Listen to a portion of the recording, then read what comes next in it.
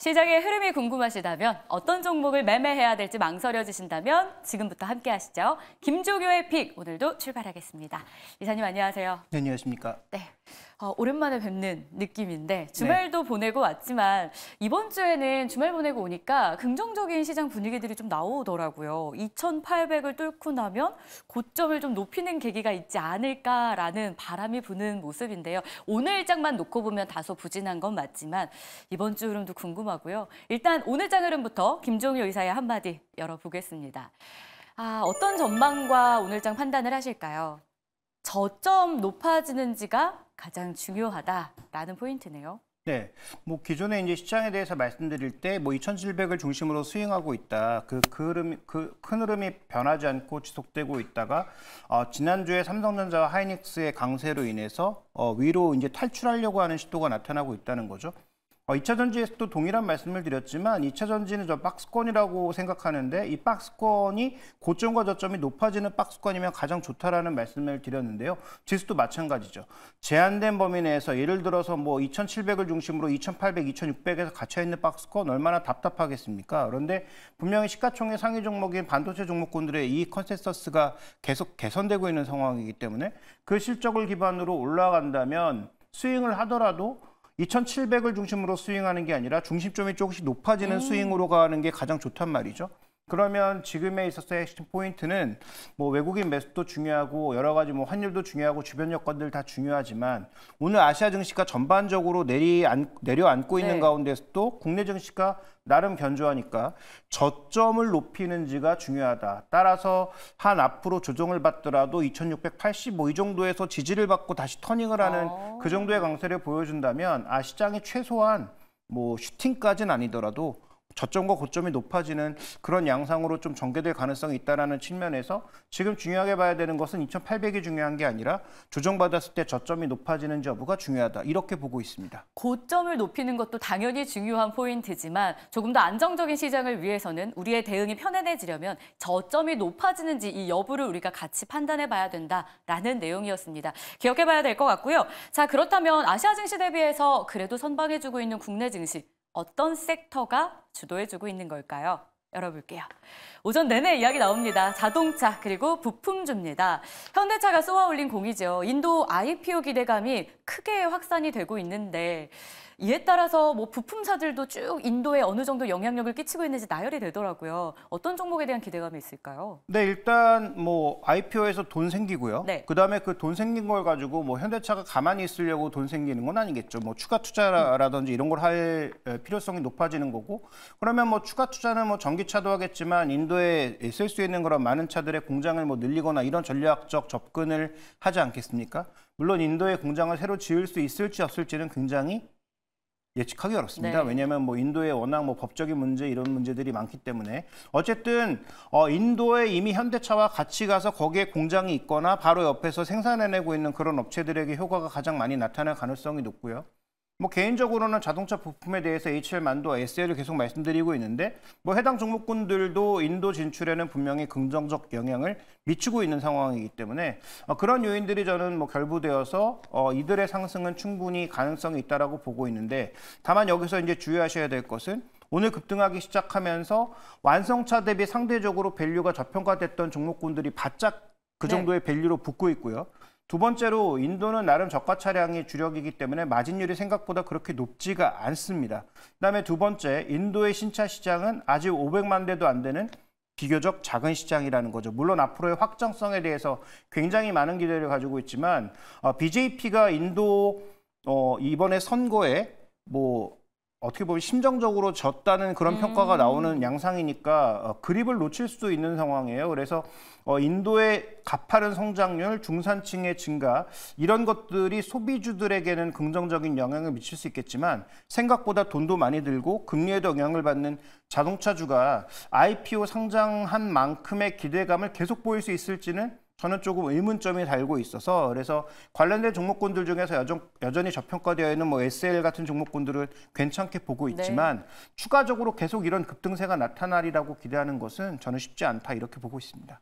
추가적인 급등세가 나오기를 사실 기대하는 분들도 있을 수 있는데요. 왜냐면 자동차주 지난해랑 올해랑 흐름이 굉장히 다르잖아요. 그래서 올해 더 올라줬으면 하고 바라시는 이 마음. 그래서 저희가 오늘 자동차주는 어떻게 대응을 해야 되는지 조금 더 깊이 있게 그리고 날카로운 분석 준비해봤습니다. 김종효의 픽, 오늘의 선택 바로 공개할게요. 자동차 섹터 자체에 대한 분석입니다. 오늘 인도에 대한 IPO 이슈가 있긴 한데 사실 꾸준히 언급되고 있는 게 미국에 이어서 유럽이 중국 전기차에 대해서 관세를 확대한다라는 부분입니다. 최대로는 뭐 48%까지 관세 부과가 예고되어 있는 상황인데요. 그에 따라서 수혜 기대감이 현대차, 기아 등으로 좀 쏠리고 있어요. 정답이 있는 시장입니까? 네, 뭐 여기에 대해서 뭐 당장 뭐 장기적으로 나올 정답에 대해서 제가 알 수는 없지만 몇 가지 오해를 좀 풀어보고자 이 시간을 마련한 것인데요. 다시 한번 말씀드리지만 저는 뭐 전기차에 대해서 전혀 부정적이지 않고 앞으로 성장할 거라고 보고 있고 현대기아차가 잘한다고 보고 있습니다. 다만 오해를 하지 말자라는 것인데요.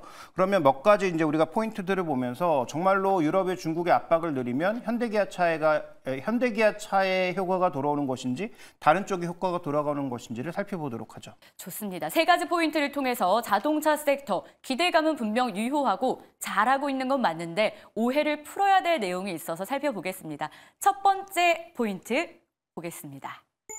유럽, 중국 경계감 키울만 해라고 주셨는데 대놓고 좀 압박을 하는 느낌도 있잖아요. 그 정도로 중국이 전기차에 대해서 시장 지배력이 확대되고 있는 건가요? 네, 뭐 원래 싹부터 잘라야 되는 거잖아요. 네. 아직까지는 미약하다고 하더라도 너무 가파르게 올라오고 있으면 싹을 자를 필요가 있는 것이죠. 그래서 지금 뭐 유럽의 조치는 적절했다라고 보고요. 현재 어느 정도로 움직이고 있는지 한번 살펴보도록 하죠. 자, 관련된 그림을 좀 확인해 보도록 하겠습니다. 전체적으로 지금 유럽의 전기차 시장 업체별 점유율을 보시면 중국 업체가 굉장히 가파르게 올라가고 있고요. 빨간색이죠. 그렇습니다. 스텔란티스나 폭스바겐의 유럽의 전통의 강자는 오히려 위축되고 있는 상황이고요. 현대차 그룹도 생각보다 그렇게 탄력적이진 않은 그런 모습입니다.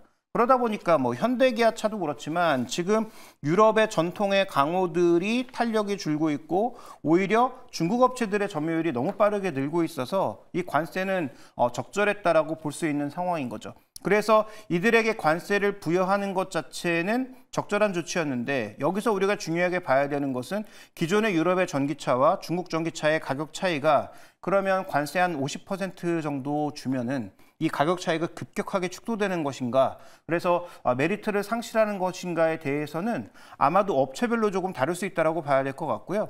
그다음에 지금 그 상하이 기차가 수출하고 있는 MG라고 하는 이 영국의 브랜드, 이 부분이 가장 높은 관세를 받았는데 그건 왜 그렇고 상대적으로 지금 글로벌하게 뭔가 뻗어나가고 있는 BYD는 상대적으로 낮은 관세를 매겼는데 그건 또 왜 그러한가? 그 부분을 한번 짚어보면 여기에 대한 답을 한번 우리가 찾아볼 수 있을 것 같습니다. 유럽에서 중국 전기차의 시장 지배력이 3년 사이에 2배가량 증가했다라고 합니다. 특히 유럽에서 판매되는 전기차 마진이 중국 안에서 판매되는 것보다 높기 때문에 유럽의 공장을 현지화하려는 그런 기업들도 꽤 많이 늘어나고 있다라고 해요. 두 번째 포인트에서 만나볼 기업이 바로 그렇습니다. 포인트 열어볼게요. 힌트를 이미 이사님이 주셨는데요. 비아드입니다. 현지 공장 고삐를 재고 있기도 하고요. 관세 부담도 적다라고 합니다. 관세 부담이 이 기업에 유난히 적은 이유가 있었을까요? 네, 아직까지 그러니까 이번에 준 관세 핵심 포인트는 결국 점유율 따라서 준 게 아닌가라고 보여집니다. 자, 준비된 그림으로 확인해 보시면 지금 유럽의 점유율을 차지하고 있는 그 흐름을 살펴봤을 때 지금 MG, 상하이 기차가 지분을 갖고 있는 MG라고 하는 영국 브랜드가 가장 높은 비중을 차지하고 있어요. 네. 자, 그래서 이쪽에 가장 많은 관세를 부과한 거고요. 상대적으로 지금 BYD 같은 경우에는 7%밖에 되지 않기 때문에 10%대라고 하는 비교적 낮은 관세를 매겨준 거죠. 그런데 실제로 자동차 공장을 가장 적극적으로 지금 동유럽으로 밀어붙이고 있는 것도 BYD입니다. 그래서 만약에 이 EU 국가에서 생산했을 때 정말 무관세로 이게 될 것인가의 여부도 지금 법상으로 보면 당연히 그렇게 해야 되는데 정말로 이게 유럽 차들을 압박하고 있는 상황이라면 중국에서 생산하지 않은 중국 전기차에 대해서 어떻게 적용할 것인가. 특히 볼보 같은 경우, 그다음에 볼보에서 만들어내는 폴스타 같은 경우에는 이것도 중국 생산이 꽤 많아지다가 최근 들어서 이제 한국 생산이 내년부터 시작이 되고요. 그다음에 또 다른 지역에서 또 생산이 되는데 그런 것들은 또 어떻게 부여할 것인가의 문제가 남아있는 것이죠. 따라서 이렇게 성장하는 업체와 그다음에 공장을 실제로 만들어내는 업체까지 대비할 수 있는가. 이 부분에 대해서도 좀 중장기적으로는 짚어봐야 되는 상황이라고 보여집니다. 자, 그렇다면 유럽의 이 중국 전기차 관세 부과 결국 혜택은 어느 쪽에서 누리게 되는 걸까요? 세 번째 포인트로 이 내용을 좀 짚어보도록 하겠습니다. 다음 화면 볼까요? 가장 궁금한 내용이기도 해요. 저희는 국내 관련주들을 가장 많이 찾아내고 있는 상황이긴 한데 근본적으로 유럽 전기차에게 혜택이 부여된다. 이걸 유럽도 바라는 거겠죠. 대표적인 기업이 어디가 있을까요? 그렇습니다. 유럽에 혜택이 돌아가지 않고 만약에 현대기아차에게 돌아간다면 저는 유럽은 현대기아차에게도 압박을 할 가능성이 높다. 네. 물론 FTA가 체결되어 있기 때문에 관세를 매길 가능성은 낮다라고 보여지지만 다른 쪽에 압박, 보조금을 주지 않는다든지 그쵸. 이런 거할 가능성이 높아진다는 거죠. 그렇다면 아까 살펴봤던 것처럼 이번에 좀 의미 있는 회사는 두 가지라고 저는 판단하고 있는데요. 주가는 지금 유럽의 엄혹한 분위기 때문에 다 빠지고 있습니다. 준비된 그림으로 확인해 보도록 하죠. 최근 들어서 유럽 증시가 전체적으로 좀 무너져 내리고 있는데 주가가 좋았던 르노도 무너져 내리고요. 스텔란티스도 무너져 내리는데 이 두 회사의 특징은 뭐냐? 저가 전기차를 의욕적으로 밀어넣고 있다는 네. 거죠. 그래서 르노 같은 경우 르노5 같은 3만 유로 정도 레벨의 전기차를 밀어넣고요. 스텔란티스는 더 재밌는 회사인데 자기가 의미 있는 그런 가격대의 전기차를 잘 만들지 못하다 보니까 중국 업체에게 그 주문자 방식으로 OEM, ODM 방식으로 전기차를 만들게 하고 있는 상황입니다. 네. 그래서 이런 업체들이 가져오는 물량들은 또 어떻게 될 것인가도 장기적으로 살펴볼 필요가 있는 거죠. 그래서 유럽의 관세 압박은 현대기아차에게 혜택이 돌아가는 게 아니고 적절한 가격의 전기차 물량을 공급할 것으로 기대되고 있는 이런 업체들을 봐야 되지 않나라고 보고 있고요. 뭐 국내 기업들 중에서 오히려 해답을 찾자면 가장 이제 합리적인 가격으로 전기차를 지금 신차를 준비하고 있는 기아차에게 좀 혜택이 돌아가지 않을까? 저는 좀 이렇게 봐야 될 것 같습니다. 그렇군요. 저희는 사실 국내 안에서 관련주 찾기 참 바빴는데 이번에 관세 부과를 통해서 물론 뭐 반사 수혜가 아예 없진 않겠지만 이 심리적인 것 이외에 실질적으로는 유럽 기업에 대한 혜택이 가장 큰 게 유럽의 방침일 수밖에 없다라는 근본적인 이야기를 저희가 들어볼 수 있었습니다. 지표를 통해서 확인했기 때문에 더 신뢰감이 가는 시간이었는데요.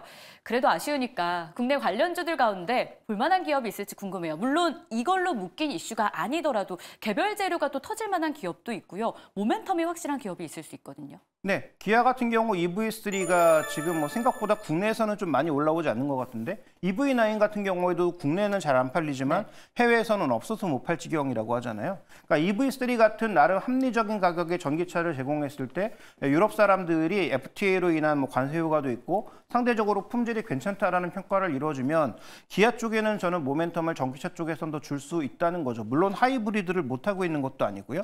상대적으로 유럽에서 기아가 더 강세를 보여주고 있다라는 점. 그래서 시드 같은 모델이 과거 유럽에서 엄청나게 히트를 쳤었잖아요. 국내에 나오지도 않았는데. 그래서 EV3 같은 모델들은 우리가 유럽에서 한번 주목해 볼 필요가 있을 것 같고요. 그다음에 HL 만두는 여러 관점에서 말씀을 드렸고 제가 생각했던 가격을 한번 찍고 내려왔습니다만 그럼에도 불구하고 현재 구간에서는 중국에 계속 늘어나는 전기차의 ADAS 부품과 또 현대기아차의 인도법인에서 늘어나는 물량을 충분히 받을 수 있을 것으로 판단하고 있어서 HL 만두도 저는 긍정적으로 판단하고 있습니다. 국내 자동차 안에서 탑픽은 이렇게 두 종목이었습니다. 완성차 가운데서는 기아에 대한 주가 매력도가 조금 더 강할 가능성이 높다라는 점. 부품주에서는 HL 만두, 이 매력도 저희가 기억해봐야 될 것 같습니다. 자, 이렇게 해서 오늘 자동차 기업에 대한 이슈 속속들이 살펴봤는데요. 도움되셨길 바라면서 마무리할게요. 이사님 고맙습니다.